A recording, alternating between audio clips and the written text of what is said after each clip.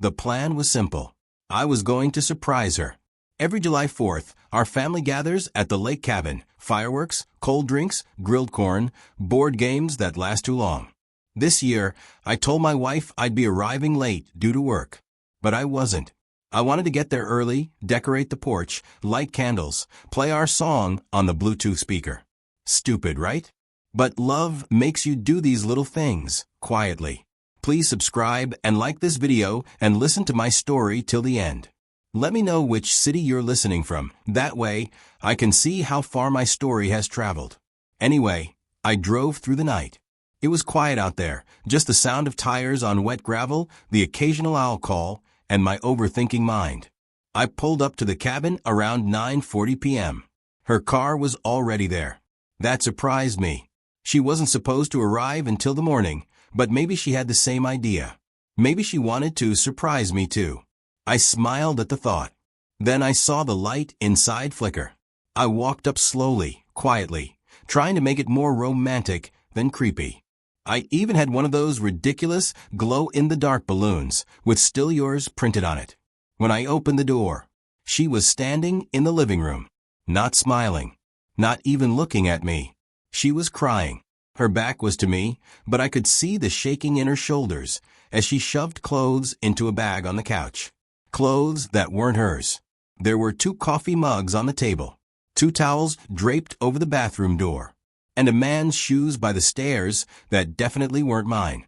Have you ever felt your entire world shift in a single second?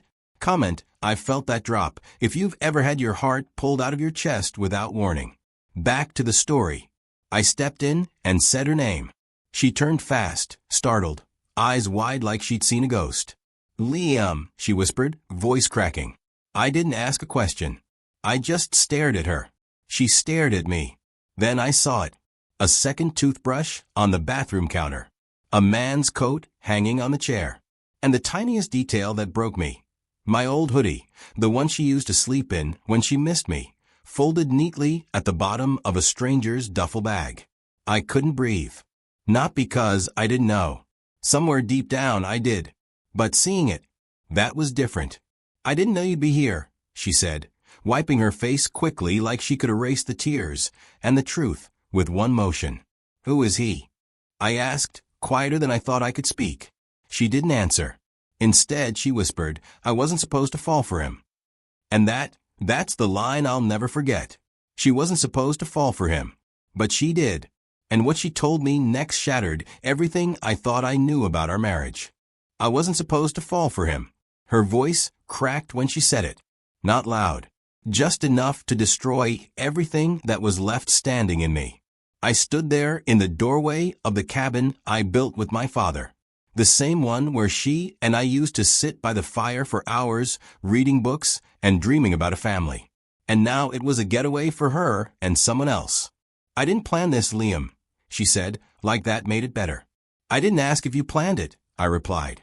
"I asked who he is." She hesitated, wiped her face again. "He's someone I met through work," she finally said. "It started small. A coffee. Then he started checking in on me more than you did. That stung. I was working 2 jobs," I reminded her, "to help pay for your grad school." "I know," she whispered, almost collapsing into herself. "That's the problem. You were never home." I didn't know whether to scream, cry, or laugh. Instead, I sat down. On the very same couch where someone else had probably sat with her hours earlier. "Is he still here?" I asked. She shook her head. "He left this morning. He's not staying. He didn't even know I was coming back tonight. I just needed to end it before you found out." I let out a bitter laugh. Well, surprise. Has someone ever tried to confess only after they got caught? Comment, "Too little, too late," if you've had someone try to justify hurting you like it was some noble thing. All right, back to the mess. She sat on the floor like her legs just gave up. Like she was more hurt than I was. "I didn't want to hurt you," she kept saying. Over and over again. But she had. Over months. Slowly. While I worked late nights and saved for the trip we were supposed to take this Christmas. I looked around the room and saw it with new eyes now. The pictures we hung together. The silly candle labeled our scent. The Monopoly board still in the cabinet from last year when she beat me and made me cook dinner blindfolded. All of it felt stolen. You could have told me when it started, I finally said. She nodded slowly, eyes red. I wanted to. I just didn't know how. That's when she reached for something under the table. A folded letter. With my name on it. I wrote this 2 weeks ago, she said, voice barely audible. I was going to give it to you here. I took it. Didn't open it yet. Because, honestly, I didn't know if I had the strength. I stood up, grabbed my bag, and started walking toward the door. Where are you going? She asked, voice panicked. I don't know, I said. Somewhere that isn't here. But I didn't get far. Because just as I stepped outside, headlights pulled up. And the man she swore was gone was walking up the same steps I built with my bare hands. I stopped at the cabin door. Not because I wanted to, but because the sound of gravel crunching under tires hit me like a gut punch. Headlights. Bright. Blinding. A black SUV slowed in front of the porch, and for a second, I prayed it wasn't him. I hoped it was a ranger, a neighbor, a lost tourist. But then the driver's door opened, and out stepped a man, mid-30s, tall, clean-cut, wearing a coat I'd seen before. The same coat hanging on the chair inside. The one I just saw minutes ago. And he had no idea I was the one answering the door this time. He looked up and smiled, like he belonged. And that smile, it flipped a switch in me I didn't know I had. He paused when he saw me. The smile fell. Hey, I think She's inside, I said flatly. He blinked. You're Liam? I didn't answer. He took a half step back. She told me you weren't coming until Sunday, he muttered. She said she needed time to talk to you. Yeah, I replied. Seems like you beat her to it. Inside, she came running to the porch.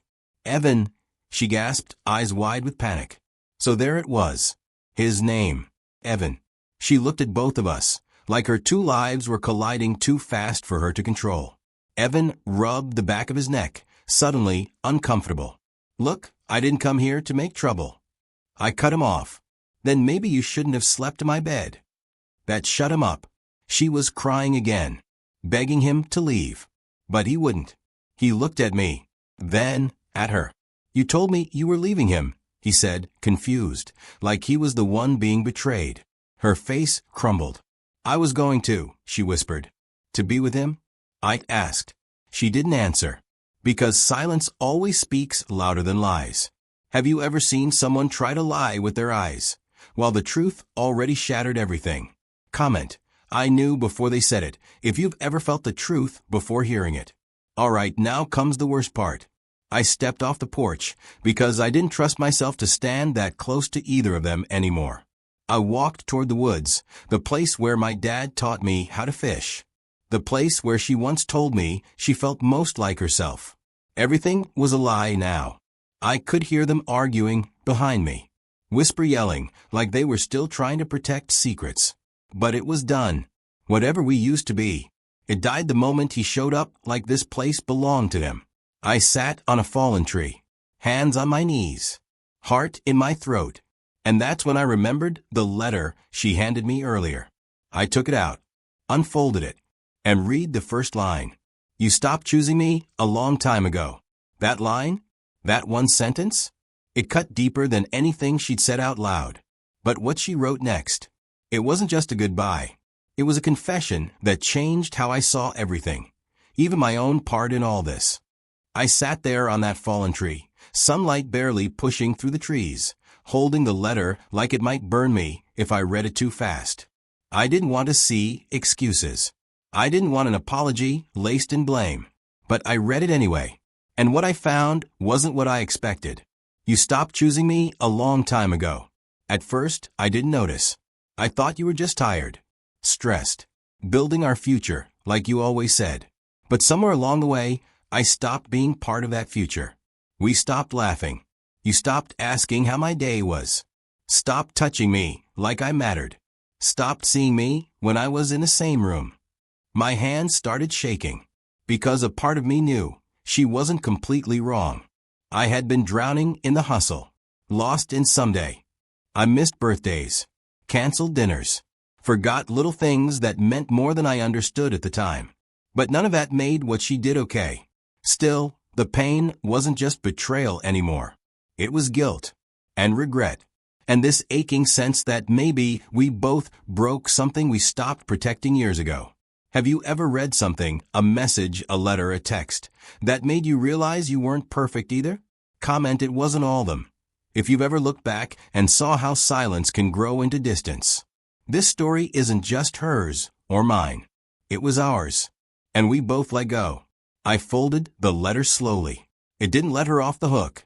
But it reminded me we weren't just the affair. We were the cracks before the storm. I stood up. The cabin lights were off now. Her car was gone. His too. Maybe they left together. Maybe not. But it didn't matter anymore.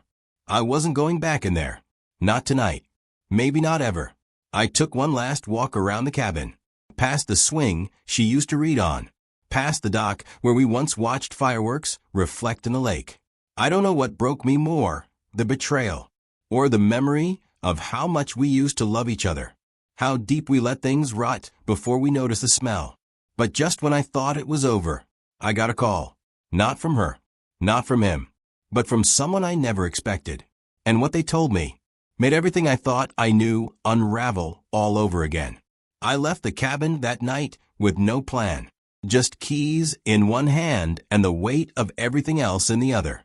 The sun was already fading behind the trees, casting the road in gold and shadow as I drove with the windows down and no music.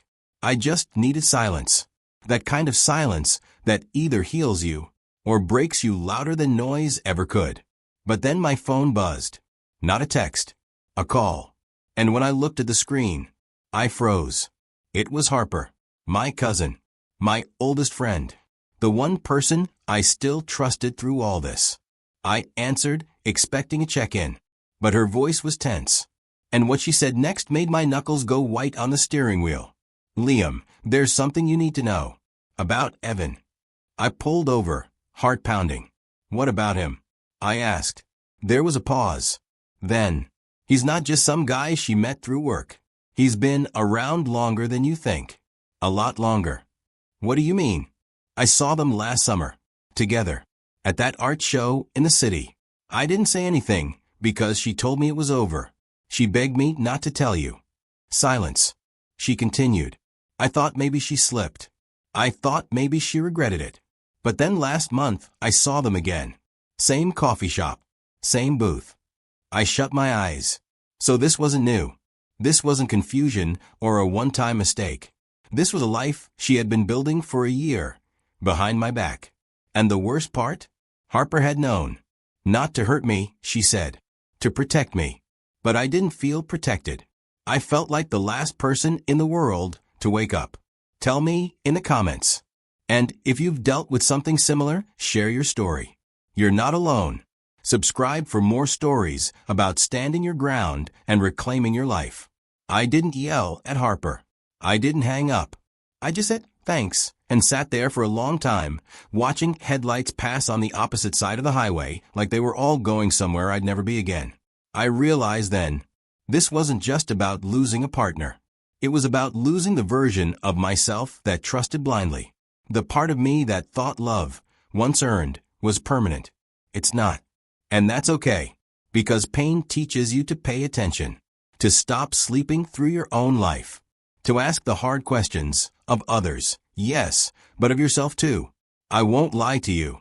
That first night alone was unbearable. The silence wasn't healing. It was hollow. But every day after got a little easier. I deleted the photos. I blocked the number. I even left the cabin keys on the porch in an envelope marked yours now. Not because I forgave her, but because I was done carrying something she broke. And now I'm building again. Not with someone else. Not yet. But with myself. And for the first time in a long time, that feels like enough. Thank you for listening. If this story reminded you of your own, if you've ever stood in the wreckage and decided to rebuild anyway, you're not alone. You're stronger than the thing that tried to destroy you. And you deserve peace. Until the next story, take care of yourself. And don't forget who you are.